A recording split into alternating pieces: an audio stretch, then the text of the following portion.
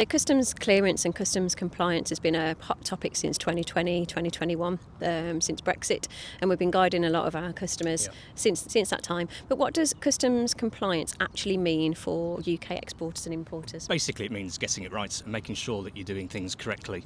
And what we're trying to do with this campaign is just to make sure that people are doing their customs correctly, or they're checking their customs and they've got the correct records behind the customs entries. One thing I want to highlight is HMRC are going digital. So all of the checks up until now have been pretty much manual, but they are going digital. They will have algorithms in the background. It will be able to pick up things which isn't quite right, and it would take thousands of man hours, but they're obviously going down the digital route, which will take them a lot less time to do that. So really what I want to highlight is that if you are importing and exporting on any sort of scale, really, at some point in the not too distant future, you're probably going to have an audit from HMRC of some sort. So what are the real risks of actually getting customs wrong? What can happen? Oh, there's many. Right at the start, there's the risk of just not getting the entry through on the computer system properly. That can stop the movement of goods. The real risks come in terms of finances, though, in stopping trucks at ports, having proper customs inspections at ports. And I think one of the really big ones that I'm always aware of is if you found out you've done something consistently wrong over 3 years, say you brought the same thing in every week for 3 years, and there's been an issue with that, been an error with that. You can imagine, at the time. Absolutely, you can imagine the cost that could be implicated there in making sure that's corrected. In terms of VAT and duty implications? In terms of VAT and duty, absolutely. They are costs, they've got to be paid. If you've done it incorrectly, HMRC will be expecting you to pay them. Absolutely.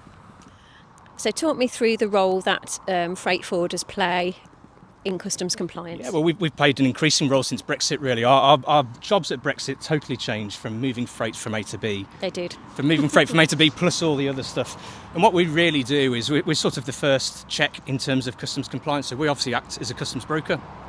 We are looking at commercial invoices.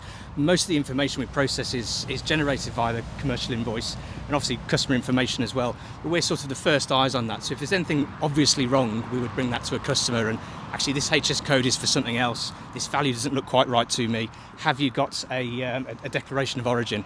And we're asking those sorts of questions right at the very start of the process. We hold a lot of hands on a day-to-day basis, don't we? Helping people, exporters, importers, with customs clearance, and I think that's the key thing, isn't it? It is, and what I always talk about with freight forwarders, we talk to so many different people, and we have so many different relationships with so many different customers. Everybody does it slightly differently, and we've seen so many good ways of doing things, and that's information we can give to clients and really help clients. So it's not just you doing your process, it's us actually helping with 100 different processes. Tried and tested. Tried and tested, absolutely. So we're dealing with customs compliance on a day-to-day basis at Espace. Shall we share some of the biggest mistakes or biggest issues that we find, most common mistakes from UK exporters and importers? Yeah, the big one I see is people just following a commercial invoice and treating it as gospel. Yeah. So that information there is from the exporter in Europe, for example. You're importing the things into the UK, you're the declarant in the UK, and you're saying that the information on a customs declaration is correct. So for me, you really should be checking for HS codes, making sure that they're correct. And one example we always get is a car part that an exporter from Germany is sending under 52, header 52. Yeah. And that's correct, it's a carbon fibre part. HMRC in the UK said that we have to import it under 82, I think it is. Right. Which is an actual car part. So that's a really important difference. You if you just followed the commercial invoice, you'd be wrong. So it's really important to make sure that you're getting things like that correct. So how can UK businesses ensure that they're paying the right amount of duty? Well, the first step is to have a look at the UK tariff. The tariff online nowadays is fantastic. On the HMRC On HMRC, website. yeah. We had a new one, I think a couple of years ago now, and it's so intuitive. So as long as you know the value, you know your weights, you know where the goods are actually coming from, and the preferential origin of it as well, you can actually work out the duty payable. And your freight forwarder or your customs agent will, again, once they do the declaration, make sure that's correct. But again, what I encourage traders to do is to check the declarations and make sure that they agree with the duty paid or agree with the VAT that should be paid, and make sure that's correct. And if there's any issues at the time, just to bring it to their attention and make sure it's corrected. If you're using a freight forwarder, obviously the freight forwarder will check all of that for you as an exporter or importer, but it's still very important for you as the exporter on record or the importer on record to make those final checks yourselves, because the liability ultimately is with you or them, isn't it? I think that's a big thing. You know, we're a UK customs broker, we're a UK customs freight forwarder, but What a lot of companies don't necessarily know is we do declarations for them under direct representation. So actually we're doing that in the name of and on behalf of the UK entity, and that means that they're liable for any issues, even if it's a data entry issue on our part. It's their problem. So we really do encourage traders to make sure that the declarations they get provided from ourselves, from other brokers, is correct. Cross-checking, absolutely imperative. Absolutely, yeah. So it's equally important for exporters and importers to keep records of their customs documentation, so on and so forth. Should we talk people through exactly why this is so important? Yeah, I mean, firstly, customers should be keeping everything they can, really. They should be keeping proof of origin, they should be keeping commercial invoices, email chains, the customs declarations themselves, making sure they've got records of that. And really in our digital age now, there's no reason people shouldn't be able to do that. It's very easy to keep records online and make sure that you can look up stuff as well under different references.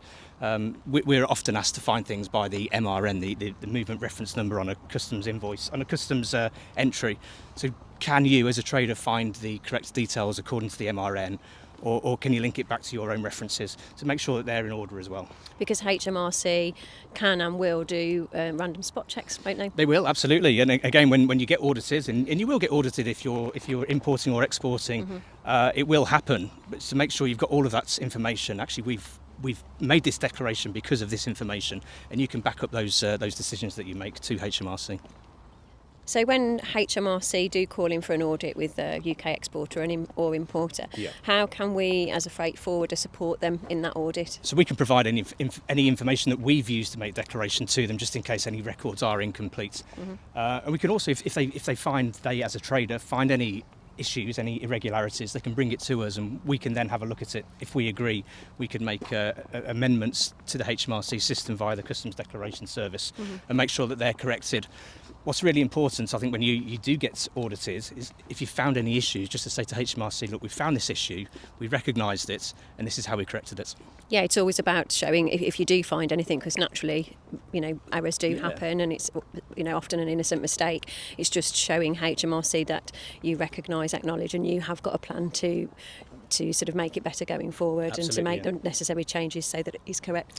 So is there any other useful information or advice that we can share with UK exporters and importers with regards to customs compliance and customs clearance in general, really, as a freight forwarder? Yeah, I think there's one thing I always say is to speak to your freight forwarder or speak to your customs broker to understand really what they're doing for you on your behalf. And I think that's really important. And I mentioned it earlier, we're not just doing customs for one customer, we're doing them for 200. There's always different ways of doing things. People are always after different things. And just speak to us, we could give some really useful advice on the way other people are doing things, which could be really useful, could be useful for you in bringing your goods in and out of the UK. And the other thing I encourage people to do is just to have a look on our website. There's some great information on there.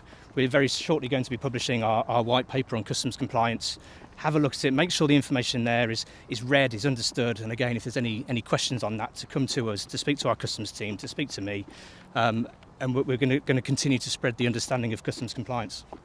It's all about supporting UK exporters and importers, isn't it? Because it's a very tricky area. It is. Our global trade is growing. We have Brexit. We're not going to be back into the European Union. We will continue to use customs entries in and out of the country.